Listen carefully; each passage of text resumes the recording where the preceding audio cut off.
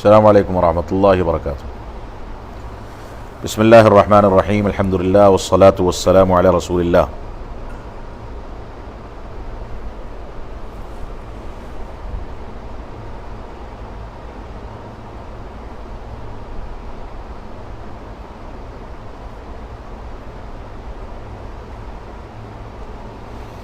جی سوالات شروع کریں۔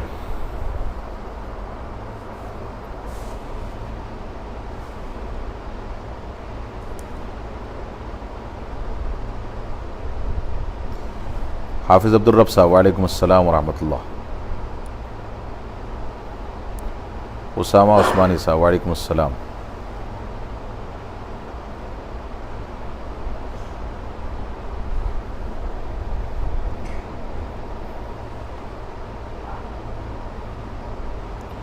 محمد صاحب صاحب، وعلیکم السلام۔ سوالات شروع کریں اب۔ سلام دعا ایک بار کافی۔ پہلا سوال ہے سمر شعیب صاحب کا۔ اچھا، انہوں نے دعا کی درخواست کی، اللہ تعالیٰ آپ کو دونوں جہانوں میں کامیابی سے نوازے۔ ابو یحییٰ الیافعی صاحب کوئی ہیں، ان کا سوال ہے سلام کے بعد موجودہ ماحول میں عوام الناس کو علماء سے جوڑنے اور اہل علم کا مقام و مرتبہ اجاگر کرنے کے لیے کیا کریں؟ آج اہل علم کو محض ایک مسجد کے ملازم یا کسی مدرسے میں ذمہ دار کے علاوہ کچھ نہیں سمجھا جاتا۔ یہ امت اسلامیہ کا اور بالخصوص ہماری جماعت کا ایک بہت بڑا المیہ ہے کہ علماء کو ان کے مقام پر نہیں رکھا جاتا۔ علماء انبیاء کرام کے وارث ہیں، علم کے وارث ہیں۔ انبیاء کرام نے جو کچھ علم دیا وہ علم آج ہمارے پاس علماء کے ذریعے سے پہنچتا ہے۔ امام احمد بن حنبل رحمۃ اللہ علیہ فرماتے ہیں کہ انسان کو کھانے پینے سے زیادہ علم کی ضرورت ہے۔ انسان دن بھر میں 3 بار 4 بار کھاتا ہے، لیکن سانس ہر لمحے میں لیتا ہے، اور انسان کو اگر یہ نہ پتہ ہو کہ سانس کیسے لینی ہے اور سانس لینے کا طریقہ کیا ہے، اس کا علم نہ ہو تو وہ اپنی زندگی سے ہاتھ دھو بیٹھے گا۔ تو فرمایا کہ یہ سانس لینے کے ساتھ ہمیں علماء سے جڑنے اور علم کی اہمیت کو سمجھنے کی ضرورت ہے۔ تو یہ علم جو ہے انسان کی سانس ہے، اس کے بغیر انسان دنیا میں اور آخرت میں نجات نہیں پا سکتا ہے، اور یہ علم علماء کے بغیر حاصل نہیں ہو سکتا۔ یہ ہمارے معاشرے کا المیہ ہے کہ علماء کو مسجد کا امام، خطیب، ملازم سمجھ کر کے مسجدوں تک محدود کر دیا گیا ہے، اور یہاں تک صورتحال ہوتی ہے کہ وہ اپنی مرضی سے نہ خطبہ دے سکتے ہیں۔ مسجد کے متولی کے خلاف اگر کوئی بات ہو گئی تو اگلے دن ان کو نکال دیا جائے، معمولی تنخواہوں پر ان کو زندگی گزارنی پڑے، اپنی زندگی آرام کے ساتھ گزارنے کے امکانات ان کے پاس نہ ہوں۔ یہ پوری امت اور پوری قوم کے لیے افسوس کا مقام ہے۔ اگر کسی قوم میں علماء کے ساتھ ایسا وتیرہ اختیار کیا جاتا ہے تو اس قوم کو زوال سے کوئی نہیں بچا سکتا۔ لہٰذا اہل علم کو ان کا مقام دیا جانا چاہیے، ان کی عظمت کو سمجھا جانا چاہیے، اور ان کو پورے احترام کی نگاہ سے دیکھا جانا چاہیے، اور ان سے بھرپور فائدہ اٹھایا جانا چاہیے۔ اب اس کے لیے ان کے دروس ہوں، ان کے خطبات ہوں، اور اسی طریقے سے ان کے ساتھ بیٹھ کر کے ان سے قرآن و سنت کی تعلیم لی جائے۔ یہ ہر مسلمان کی ذمہ داری ہے۔ محمد صاحب کا سوال ہے، اخوت و بھائی چارگی کو بڑھاوا دینا اسلام کے شعائر میں سے ہے، لیکن مشکل یہ ہے کہ ایک طرف صلہ رحمی کا مظاہرہ کیا جاتا ہے، برے وقت میں مدد کی جاتی ہے، لیکن دوسری طرف جب ان کا وقت آتا ہے تو ایسا حسن سلوک نہیں کرتے بلکہ دشمنی کا اظہار کرتے ہیں۔ تو کیا اپنی ضرورت کے وقت سامنے والے پر سختی کر سکتے ہیں کہ ہماری مدد کرو، ہمیں ضرورت ہے؟ دیکھیے، دنیا جو ہے مفاد پرستی کی دنیا ہو گئی ہے۔ آدمی کی اپنی ضرورت پوری ہو جاتی ہے تو دوسروں کو بھول جاتا ہے۔ لہٰذا جو شخص حقیقت میں ضرورت مند ہے، مسلمانوں کی ذمہ داری ہے کہ خاموشی کے ساتھ اس کی ضرورت کو مکمل کریں، اس کو بھیک نہ مانگنی پڑے۔ لیکن اگر کوئی شخص ایسا ہے جس کے ساتھ پریشانی ہے اور لوگ اس کی پریشانی کو نہیں سمجھ رہے، جیسا کہ آپ نے کہا، تو ایسی صورت میں وہ اپنے رشتہ داروں سے اور اپنے قرب و جوار کے لوگوں سے یہ بات کہہ سکتا ہے کہ میرے ساتھ فلاں پریشانی ہے، اس کو دور کرنے کی کوشش کی جائے۔ اگرچہ یہ نوبت آنا اس بات کی دلیل ہے کہ معاشرہ اسلامی ڈھنگ پر زندگی نہیں گزار رہا. اگر لوگ معاشرے میں اسلامی ڈھنگ پر زندگی گزاریں تو لوگوں کو بھیک مانگنے یا سوال کرنے کی نوبت تک نہیں پہنچنا پڑے گا. لہذا ہمیں ایک دوسرے کا خیال کرنا چاہیے. محمد یوسف خان صاحب کا سوال ہے مسلمانوں کے فوت شدہ بچوں کا کیا حکم؟ جو نابالغ بچے ہیں مسلمانوں کے وہ یقیناً جنتی ہیں انشاءاللہ، کیونکہ وہ مکلف نہیں ہوئے تھے لیکن مستقبل میں وہ توحید پر چلنے والے تھے. جہاں تک کافروں کے بچوں کا مسئلہ ہے، اس سلسلے میں علماء کے درمیان اگرچہ اختلاف ہے، لیکن صحیح بات یہ ہے کہ وہ بھی اگر عقل و شعور سے پہلے فوت ہو گئے تو جنتی ہیں انشاءاللہ. اور بعض روایات میں ملتا ہے کہ وہ جنت میں ہوں گے لیکن مسلمانوں کی خدمت کے لیے ان کو متعین کیا جائے گا. اس طرح کا تصور بعض جگہوں پر ملتا ہے. بہرحال نابالغ جو بچہ ہے جو مکلف نہیں ہوا تو اس کے بارے میں اصل تو یہی ہے کہ اس کو عذاب نہیں ہوگا.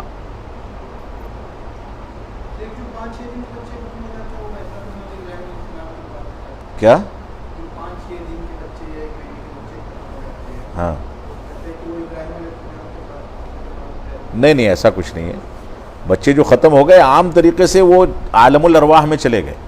اب ان کے ساتھ آخرت میں اللہ رب العالمین جو سلوک کرے گا، لیکن یہ ہے کہ وہ نابالغ تھے تو جنتی ہیں انشاءاللہ. مسلمان ہو یا جو بھی ہو، اصل یہ ہے کہ وہ جنتی ہیں انشاءاللہ. محمد وجید احمد صاحب کوئی ہیں، سلام کے بعد کہہ رہے ہیں پی ایف آئی کے بارے میں آپ جیسا بولتے ہیں اس طریقے سے آر ایس ایس والے بھی بولتے ہیں. تو اب میں کیا کر سکتا ہوں بھائی؟ کسی چیز کو بولنے سے اگر کسی کی موافقت لازم آتی ہے تو کیا اس چیز کو بولنا چھوڑ دیا جائے؟ بھائی اگر میں یہ کہوں کہ آپ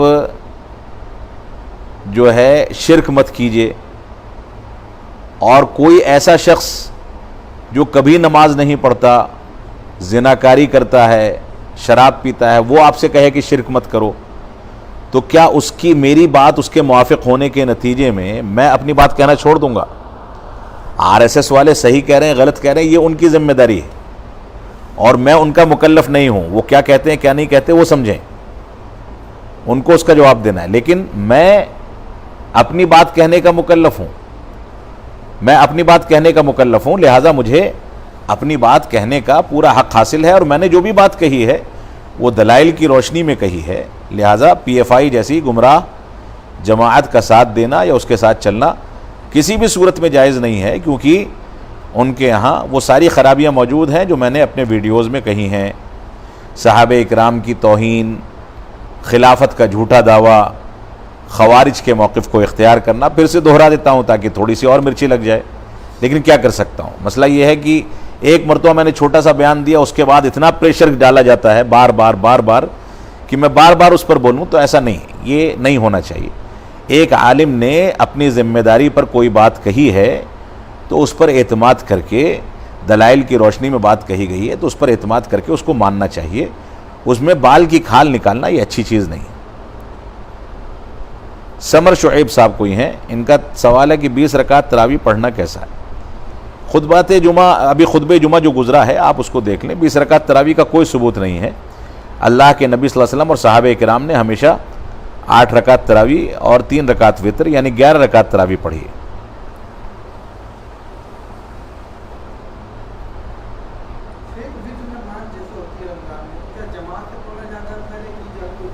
وہ وہی وتر ہے، وہی تراویح ہے، کوئی فرق نہیں ہے دونوں میں.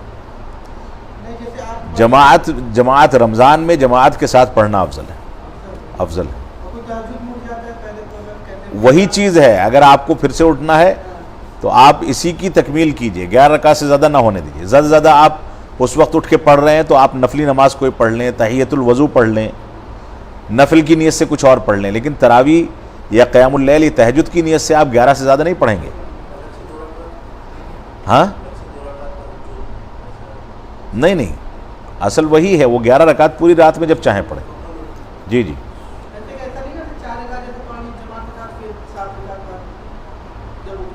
جو چاہیں، کوئی مسئلہ نہیں. آپ کو اختیار ہے، نفلی نماز ہے. آپ چاہیں تو عشاء کے بعد بالکل نہ پڑھیں، بعد میں اکیلے پڑھیں. کوئی مذائقہ نہیں، آپ اختیار کر سکتے ہیں، آپ کو اختیار ہے اس چیز کا، 4 ادھر پڑھ لیں، باقی بعد میں پڑھیں، کوئی مشکل نہیں۔ آصف ریان میواتی صاحب کوئی ہیں، کہہ رہے ہیں کہ شیخ محترم بڑی خوشی کی بات ہے کہ آپ آنے والے جمعے کو انشاءاللہ جودھ پور راجستھان آ رہے ہیں، اللہ آپ کو صحیح سالم پہنچائے، آمین، انشاءاللہ آپ سے ملاقات کا موقع مل جائے گا۔ ارے ان سب چیزوں کو بہت زیادہ وائرل مت کیا کیجئے انشاءاللہ ملاقات ہوگی۔ تعظیم بابو صاحب کوئی ہیں، ان کا سوال ہے شیخ نظر کی اسلام میں کیا حیثیت ہے؟ کیا شرط کے ساتھ نظر جائز ہے یا نہیں؟ مثلا میں کہوں کہ میرا یہ کام ہو جائے تو میں مسجد میں 1000 روپے دوں گا، تو کیا کام ہونے کی صورت میں 1000 دوں گا، ایسا کرنا یا کہنا کیسا ہے؟ دیکھیے نظر جو مانی جاتی ہے، جس کو ہم کہتے ہیں منت مانگنا، منت مانگنا یا منت مانگنا، نظر ماننا کہ میرا فلاں کام ہو جائے گا تو میں ایسا کروں گا، اس سلسلے میں اللہ کے نبی صلی اللہ علیہ وسلم نے فرمایا کہ نظر جو ہے وہ انما یستخرج من البخیل، کہ ایک کنجوس آدمی سے کوئی چیز نکالنے کا ایک ذریعہ ہے، اس کے علاوہ کچھ نہیں۔ اصل یہ ہے کہ انسان کو یہ کہنا چاہیے کہ میرا یہ کام ہو جائے گا تو میں اللہ کے راہ میں صدقہ کروں گا، لیکن اگر انسان نے نظر مان لی ہے تو پورا کرنا اس کی ذمہ داری ہے، اگر پورا نہیں کرے گا تو اس کو قسم کا کفارہ دینا ہوگا، 3 روزے رکھے یا 10 مسکینوں کو کھانا کھلائے۔ لہذا نظر ماننے کے بعد اس کی تکمیل کرنا یہ واجب ہو جاتی ہے، اور نہ کرنے کی صورت میں قسم کا کفارہ ادا کرنا ہوگا، ٹھیک ہے؟ تو نظر ماننے کی کوئی بہت زیادہ حیثیت نہیں ہے اسلام میں، اللہ کے رسول فرماتے ہیں کہ وہ بخیل کی جیب سے کچھ نکالنے کا ذریعہ ہے، لہذا کوشش یہ ہونی چاہیے کہ آدمی صدقات و خیرات کرے۔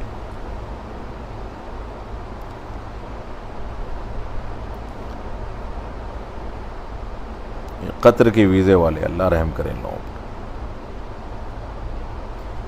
اسحاق خان صاحب کوئی ہیں، سلام کر رہے ہیں،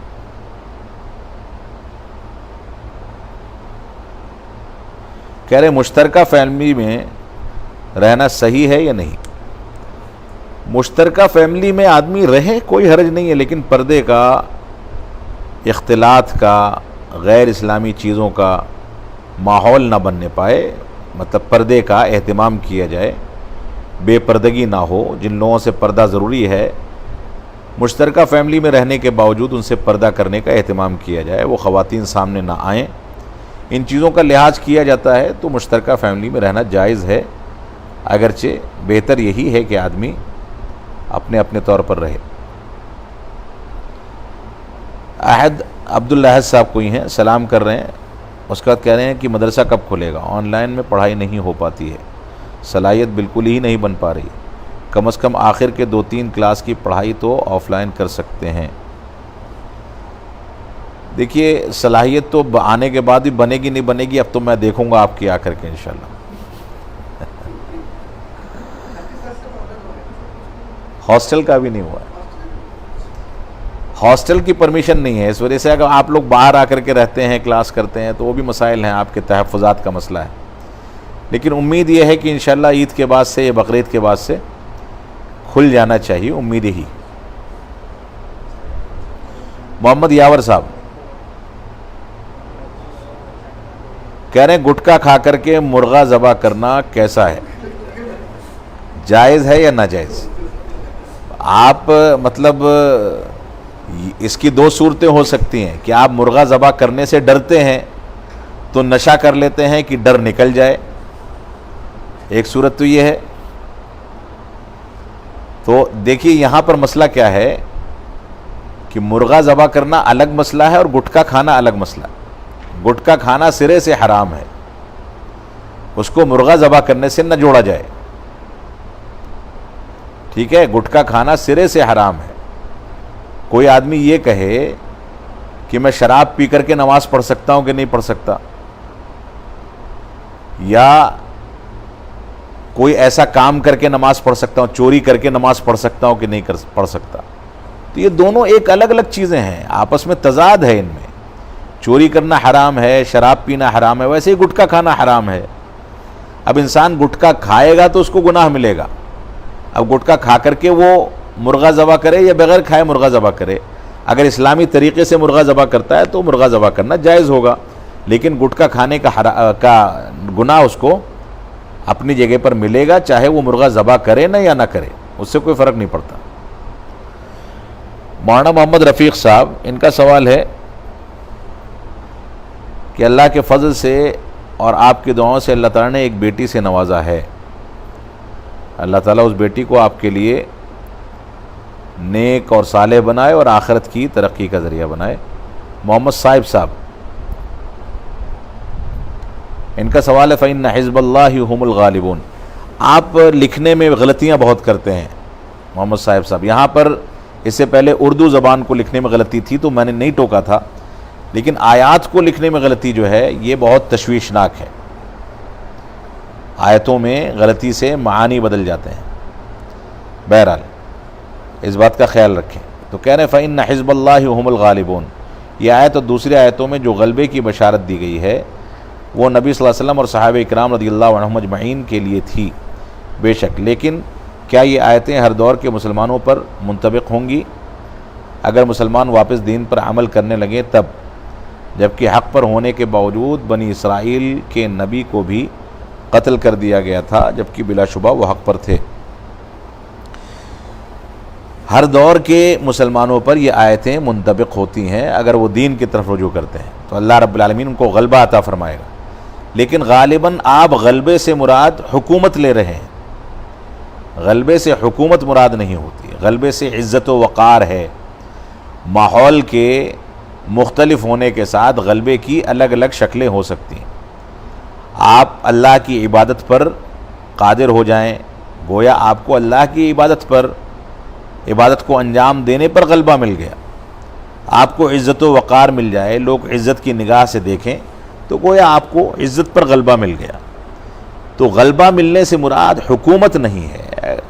بسا اوقات حکومت بھی ہو سکتی ہے اور بسا اوقات کوئی دوسری شکل بھی ہو سکتی ہے. لہٰذا اس طرح کی آیتوں کو ہر دور کے مسلمانوں کے ساتھ اگر وہ دین کی طرف رجوع کرتے ہیں تو اس دور کے ماحول کے لحاظ سے منطبق کیا جا سکتا ہے, ضروری نہیں کہ اس کو حکومت ہی کے تناظر میں دیکھا جائے.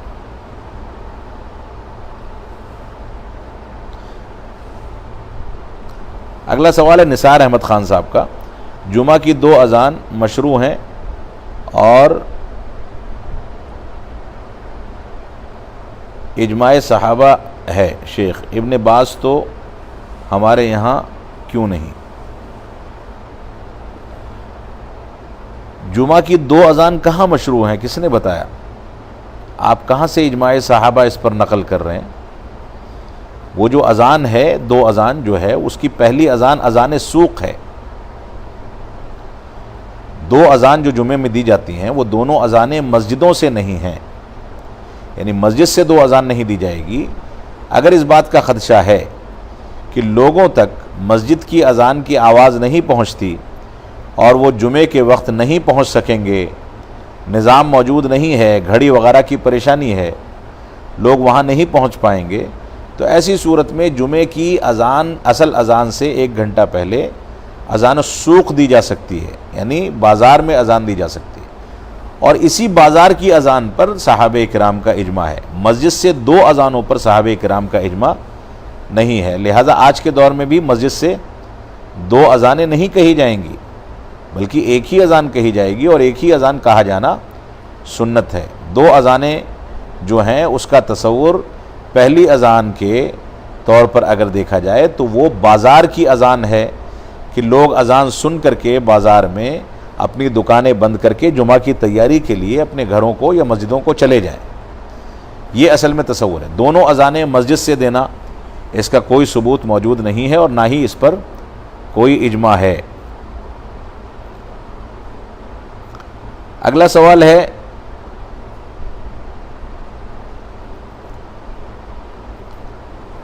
محمد وسیم صاحب کو ہی ہیں. میرے نبی نے اپنی زندگی حیات میں صرف 3 مرتبہ جماعت کے ساتھ قیام اللیل کی نماز ادا کی, اور وہ بھی تہجد کے وقت, نہ کہ بعد نماز عشاء. پھر ہمارے سماج میں بعد نماز عشاء جماعت کی تراویح پڑھنے کا ٹرینڈ کیوں ہے؟ بہت اہم سوال ہے آپ کا۔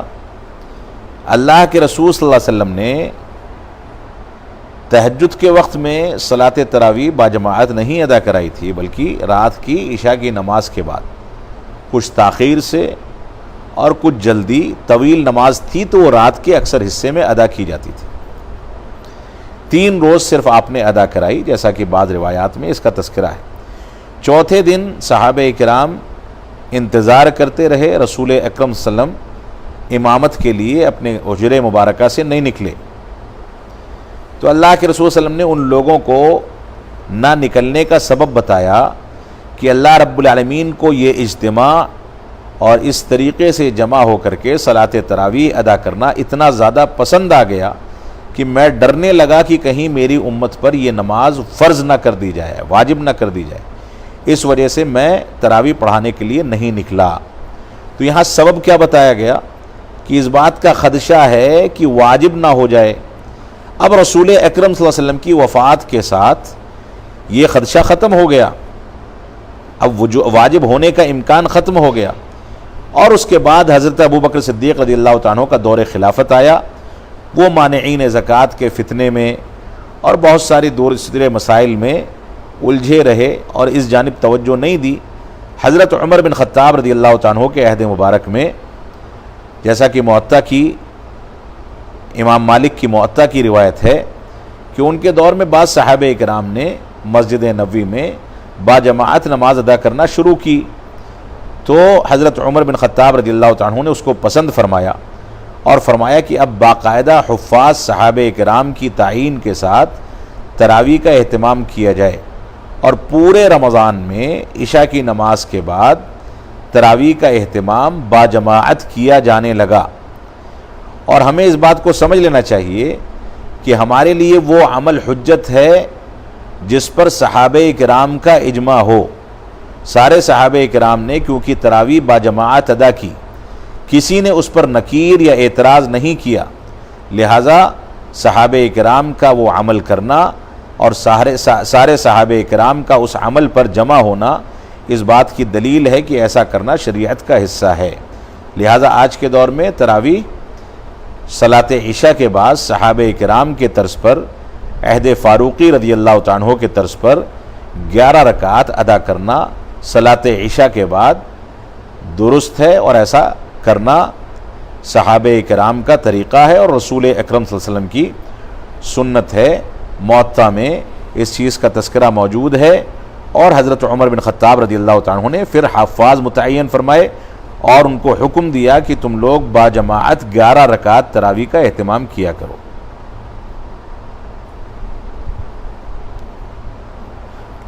اگلا سوال ہے تنویر عالم صاحب کا، غربت کی وجہ سے شیخ کیا لون لے کر کے پڑھنا جائز ہے؟ لون جو ہمارے دور میں چلتا ہے یہ سود کی بنیادوں پر چلتا ہے، لہذا لون لینا جائز نہیں ہے، لون لینا جائز نہیں ہوگا۔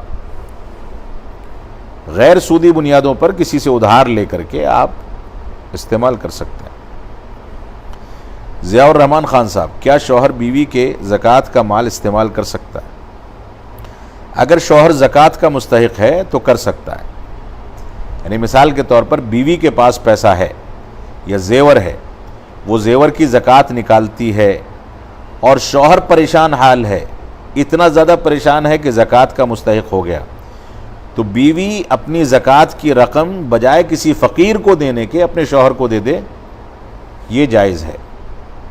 قریبی رشتہ دار ہونے کی وجہ سے اور مستحق ہونے کی وجہ سے وہ زیادہ حقدار ہے اور اس کو دینے پر ثواب بھی زیادہ ملے گا۔ شوہر نہیں دے سکتا، بیوی شوہر کو دے سکتی ہے لیکن شوہر بیوی کو نہیں دے سکتا، کیونکہ شوہر پر نان و نفقے کی ذمہ داری ہے، لہذا جس کے اوپر خرچ اٹھانے کی ذمہ داری ہے وہ زکوٰۃ اس کو نہیں دے سکتا جس کا خرچ وہ اٹھاتا ہے۔ اگلا سوال ہے مشاہد عبداللہ صاحب، اگر کوئی شخص صرف قرآن کے آخری پارے عامہ پارے سے رمضان کے پورے ماہ میں تراویح پڑھائے تو اس کا کیا حکم ہے؟ کوئی مذاقہ نہیں ہے، قرآن مجید کو رمضان میں ختم کرنا ضروری نہیں ہے، ایک ہی پارہ بار بار پڑھیں، چند صورتیں دہرا کر کے پڑھیں، کوئی مذائقہ نہیں ہے، پڑھ سکتے ہیں۔ اگر پورا ختم کر سکتے ہیں تو اچھی بات ہے، ورنہ کوئی حرج کی بات نہیں ہے۔ محمد صاحب کا پھر سے ایک سوال ہے، آپ سے درخواست ہے کہ رمضان کے دروس ویڈیو کی صورت میں اپلوڈ کریے گا۔ رمضان کے دروس پابندی سے ہو ہی نہیں پاتے ہیں، مصروفیت بہت بڑھ جاتی ہے، لیکن دیکھیں گے انشاءاللہ۔ ایس روزن صاحب کوئی ہیں، سلام کر رہے ہیں، ہندوتوا کی سودیسی مسلم والی آئیڈیالوجی کے مد نظر رکھتے ہوئے انڈیا میں ہندوستانی مسلمانوں کی تہذیبی بقا کے بارے میں کیا کہتے ہیں؟ یعنی مسلمانوں کو اس سے کس طرح بچنا چاہیے؟ مسلمان دنیا کی کسی بھی تہذیب سے اگر متاثر ہو رہا ہے تو اس کا مطلب اس کا اسلام اس کے اندر باقی نہیں۔ بہت بنیادی سوال آپ نے کیا ہے۔ مسلمان اگر کسی دوسرے مذہب سے متاثر ہے، جیسا کہ آپ نے ہندوتوا کا نام لیا ہے، تو یہ مسلمان کی کمزوری ہے۔ مسلمان کی بنیاد یہ ہے کہ مسلمان صبح سے لے کر کے شام تک، شام سے لے کر کے صبح تک ہر وقت اپنا تعلق اللہ رب العالمین سے مضبوط رکھے، نمازوں کی پابندی کرے، عقائد کو مضبوط رکھے، عقیدے کے دروس حاصل کرے، علماء سے عقیدے کو سیکھے، منہج کی تعلیم حاصل کرے۔ جب وہ عقیدے اور منہج کو مضبوط کر لے گا تو دنیا کی کوئی بھی تہذیب اس کو متاثر نہیں کر پائے گی۔ تو مسلمانوں کی ذمہ داری ہندوستان ہی میں نہیں، دنیا کے ہر خطے میں یہ ہے کہ وہ اپنے عقیدہ و منہج کو مضبوط کریں اور دوسرے غیر اسلامی تصورات یا غیر اسلامی تہذیبوں سے تأثر نہ لیں، ان سے متاثر نہ ہوں، بلکہ اسلامی تہذیب پر باقی رہیں اور دنیا کی کسی بھی طاقت میں یا دنیا کے کسی بھی قانون میں یا دنیا کے کسی بھی ملک میں اسلامی تعلیمات کو اپنانے سے کوئی ہم کو دور نہیں کر سکتا۔ یہ ہمارا مذہبی اختیار ہے، قانونی اختیار ہے، لہٰذا ہم اپنے تشخص کو باقی رکھیں۔ وہی سوال میں پھر سے کروں گا جو سوال اس طرح کے سوالات پر ہمیشہ کرتا ہوں کہ کون سی ایسی طاقت ہے جو ہمارے گھروں کے باہر کھڑے ہو کر کے ہم کو صبح صلاۃ فجر میں مسجد آنے سے روکتی ہے، لیکن اس کے باوجود ہم مسجدوں کو ویران کر کے اپنے گھروں میں سوئے رہتے ہیں۔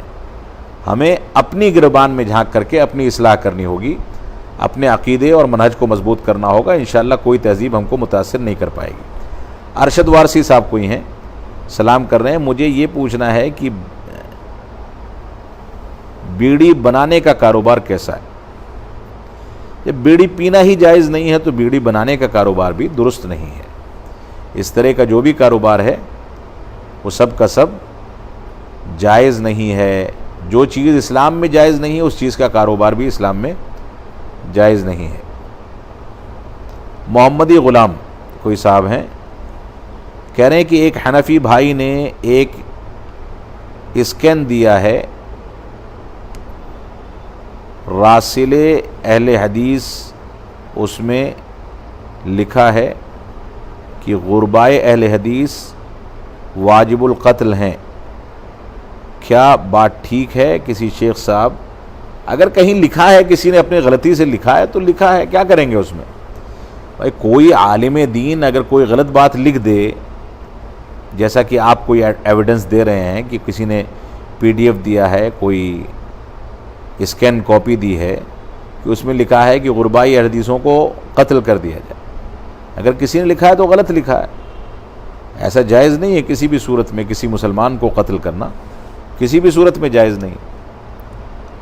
اور اس طرح کا فتویٰ اگر کسی نے دیا ہے تو اگر وہ باحیات ہیں تو ان کو رجوع کرنا چاہیے، وفات ہو چکی تو ہو سکتا ہے کہ رجوع کر کے وفات ہوئی ہو، لہذا ان کا معاملہ اللہ کے حوالے کیا جائے۔ عبد القیوم صاحب کوئی ہیں، سلام کر رہے ہیں اور سنابل کے کھلنے کے بارے میں پوچھ رہے ہیں۔ اصل میں مشکل یہ ہے کہ میرا نام محمد رحمانی ہے، نریندر مودی نہیں۔ میں کیسے بتا دوں؟ میں بار بار طلبہ سے کہتا ہوں یہ سوال کرنے کی ضرورت نہیں ہے، جب تک حکومت کی گائیڈ لائن نہیں آئے گی ہاسٹل کھلنے کے بارے میں، جب تک ہم کیسے کھول دیں گے؟ آپ ان باتوں کو کیوں نہیں سمجھتے؟ بار بار وہی سوال دہرانے کا کوئی فائدہ نہیں. دعا کریں کہ اللہ رب العالمین حالات ایسے بنا دے کہ جلد سے جلد ہاسٹل کھل جائے. اگلا سوال ہے طوبہ خان صاحبہ کا. سلام کر رہی ہیں. سلام کے بعد سوال ہے جب کوئی دوا پی جائے تو کیا اللہ کافی یا اللہ شافی کہنا صحیح ہے؟ بسم اللہ کر کے دوا پی جائے گی، اور اگر مریض کو تسلی دینی ہے اللہ کافی اللہ شافی کہہ کر کے تو کوئی حرج کی بات نہیں، کہہ سکتے ہیں. لیکن اصل یہ ہے کہ بسم اللہ پڑھ کے دوا پی جائے، استعمال کی جائے، اور اس کے بعد الحمدللہ کہا جائے. انشاءاللہ اسی سے شفا یابی مل جائے گی. لیکن کبھی کبھار اس طرح کے الفاظ اگر استعمال کرتے ہیں تو اس میں کوئی حرج کی بات نہیں ہے. معمول نہیں بنانا چاہیے اس طرح کے عمل کو. معمول بنانے کے نتیجے میں خدشہ اس بات کا ہے کہ وہ ہمیں بدعت تک لے جائے. عاقب بن اسلام صاحب، ان کا سوال ہے کہ پانی پر دم کر کے پینا کیسا ہے؟ دیکھیے، اصل تو یہ ہے کہ پانی پر دم نہیں کیا جانا چاہیے.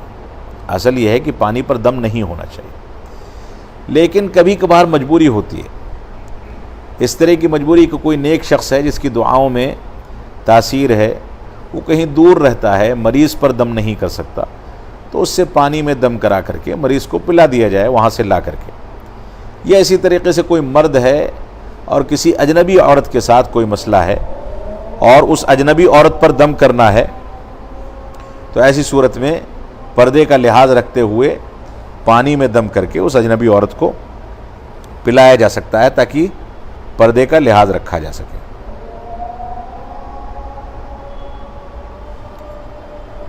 اذان ہو رہی ہے، تھوڑی دیر خاموش رہیں، ویسے سوالات بھی ختم ہو چکے ہیں.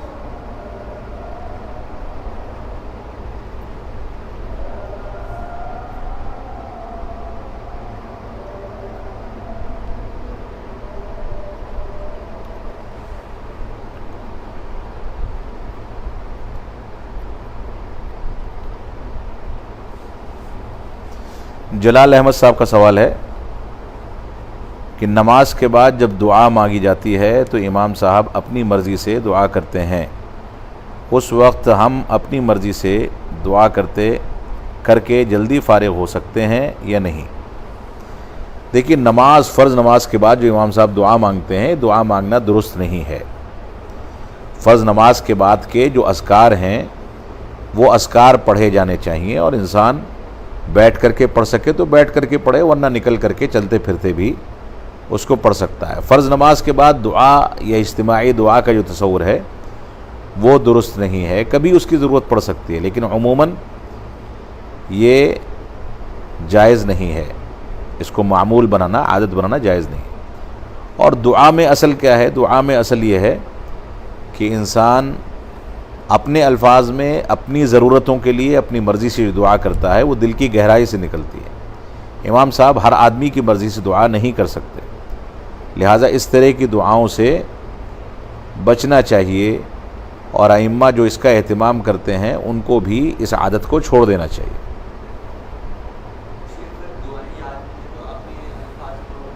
بالکل بالکل کر سکتے ہیں، اپنے الفاظ میں اردو میں دعا کریں، کوئی مسئلہ نہیں۔ محمدی غلام محمدی صاحب کوئی ہیں۔ دوسرا سوال یہ ہے کہ کچھ اہل حدیث لوگ آج اپنے کو اہل حدیث کہنے سے منع کرتے ہیں اور دوسرے لوگوں کو بھی روکتے، بولتے ہیں کہ اس میں سختی ہے، اپنے آپ کو صرف مسلم بلوایا کرو، قرآن میں بھی مسلم کہہ کر بلایا گیا ہے۔ شیخ ان لوگوں کا رجحان کس طرف جا رہا ہے اور ان لوگوں کو کیسے روکا جائے؟ دیکھیے قرآن مجید میں کہا گیا ہے کہ اننی من المسلمین، ہم مسلمانوں میں سے ہیں، یقینی بات ہے کہ ہم مسلمانوں میں سے ہیں، لیکن مسئلہ یہ ہے کہ اسلام کی بہت ساری شکلیں بن چکی ہیں۔ اللہ کے نبی صلی اللہ علیہ وسلم نے خود فرمایا کہ مسلمان 73 فرقوں میں تقسیم ہو جائیں گے، اور آج کے دور میں نہ جانے کتنے فرقے مسلمانوں کے درمیان موجود ہیں۔ رسول اکرم صلی اللہ علیہ وسلم کے عہد مبارک میں یہ تصور کہ ہم اپنے آپ کو مسلمان کہیں بالکل صحیح تھا، کیونکہ اس وقت تنہا ایک اسلام تھا۔ لیکن آج کے دور میں یا صحابہ کرام کے عہد مبارک کے بعد سے ہی جب اسلام میں الگ الگ مکاتب فکر بنے، پہلے اہل الحدیث کا مکتب فکر تھا، پھر اہل الرائے کا مکتب فکر قائم ہوا، پھر دھیرے دھیرے فقہی آراء غالب ہونے لگیں اور الگ الگ مکتب فکر قائم ہو گئے، پھر رافضہ بنے، خوارج بنے، ماتریدیہ بنے، اشاعرہ بنے، مختلف فرقے دنیا میں وجود میں آئے۔ تو ایسی صورت میں ایک مسلمان ان گمراہ فرقوں کے درمیان اپنے آپ کو مسلمان کہے، جبکہ یہ گمراہ فرقے بھی اپنے آپ کو مسلمان کہتے ہیں، تو ایسی صورت میں امتیاز کہاں جائے گا؟ آدمی کیسے پہچانا جائے گا کہ وہ کون سا مسلمان ہے؟ اشعری مسلمان ہے، ماتریدی مسلمان ہے، رافضی مسلمان ہے، خارجی مسلمان ہے، دیوبندی مسلمان ہے، حنبلی مسلمان ہے، شافعی مسلمان ہے، مالکی مسلمان ہے، کون سا مسلمان ہے؟ لہٰذا اسلام کی صحیح شکل اختیار کرنے کے لیے صحابہ کرام ہی کے دور میں بعض القاب منتخب کیے گئے، اور بعض صحابہ کرام اپنے شاگردوں کو اہل الحدیث کے نام سے بلایا کرتے تھے۔ یہ صحیح روایات سے ثابت ہے کہ بعض صحابہ کرام کہتے تھے کہ تم لوگ ہمارے بعد اہل الحدیث کے نام سے موسوم ہو۔ ایک بات۔ دوسری بات، امام شراحیل رحمۃ اللہ علیہ، جو کہ امام ابو حنیفہ رحمۃ اللہ علیہ کے استاذ ہیں۔ امام ابو حنیفہ رحمۃ اللہ علیہ کی پیدائش ہوئی ہے 80 ہجری میں اور وفات ہوئی ہے 150 میں۔ انہوں نے اپنے استاذ امام شراحیل رحمۃ اللہ علیہ سے، ابو عامر الشراحیل غالباً نام ہے، ان سے علم حاصل کیا، اور امام شراحیل رحمۃ اللہ علیہ نے تقریباً 500 صحابہ کرام کا دور پایا، یعنی 500 صحابہ سے انہوں نے علم حاصل کیا تقریباً، یا علم حاصل نہیں کیا تو کم از کم 500 صحابہ کرام ان کے عہد میں اور دور میں موجود تھے۔ وہ یہ کہتے ہیں امام شراحیل رحمۃ اللہ علیہ کہ میں تم سے جو بھی فتویٰ نقل کرتا ہوں وہ ان لوگوں سے منقول فتویٰ ہوتا ہے جو اہل الحدیث تھے، یعنی صحابہ اکرام کے لیے جو ان کے دور کے کم از کم 500 صحابہ اکرام ہیں، ان کے لیے امام شراحیل رحمۃ اللہ علیہ نے اہل الحدیث کا نام استعمال کیا ہے، اہل حدیث کے نام سے موسوم کیا ہے۔ تو اہل حدیث یہ کسی فرقے کا نام نہیں ہے، بلکہ یہ ایک صفاتی نام ہے۔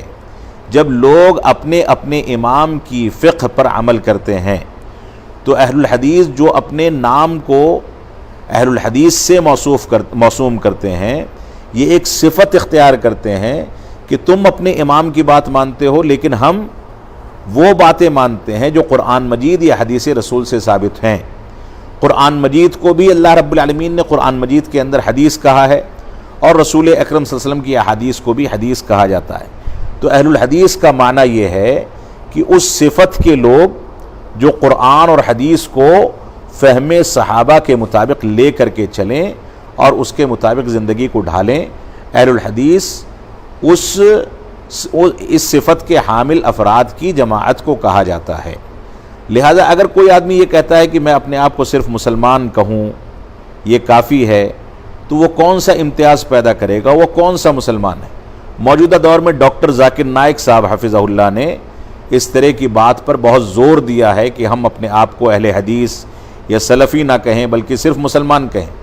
تو میرا سوال یہ بھی ہے کہ وہ کون سا مسلمان کہیں گے، کس مسلمان کی جانب نسبت کریں گے؟ آج تو مسلمان صحابہ اکرام کو گالیاں دینے والے کو بھی مسلمان کہا جاتا ہے، قبر کی پوجا کرنے والوں کو بھی مسلمان کہا جاتا ہے، قرآن مجید کو ناقص کہنے والوں کو بھی مسلمان کہا جاتا ہے۔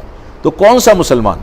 تو اس وجہ سے اہل الحدیث یا سلفی کہہ کر کے ہم اپنی ایک صفت کو واضح کرتے ہیں کہ یہ صفت وہ صفت ہے جو صحابہ اکرام سے ماخوذ ہے، اور صحابہ اکرام نے اپنے آپ کو اس نام سے موسوم کیا ہے، لہذا ہم بھی اس نام سے اپنے آپ کو موسوم کرنے کو اپنے لیے اعزاز سمجھتے ہیں، شرف سمجھتے ہیں، کیونکہ یہ ہمارے اسلاف سے ماخوذ صفت ہے، ماخوذ نام ہے، ان لوگوں نے اپنے آپ کو اس سے موسوم کیا، لہذا ہم بھی اپنے آپ کو اس سے موسوم کر کے یہ باور کراتے ہیں کہ ہم مسلمان بھی ہیں اور سلفی بھی ہیں، اور مسلمان ہونے کی حیثیت سے ہم ہر اس مسلمان کے طرح کے مسلمان نہیں ہیں جو منکرات کو بھی انجام دیتا ہے پھر بھی مسلمان کہلاتا ہے۔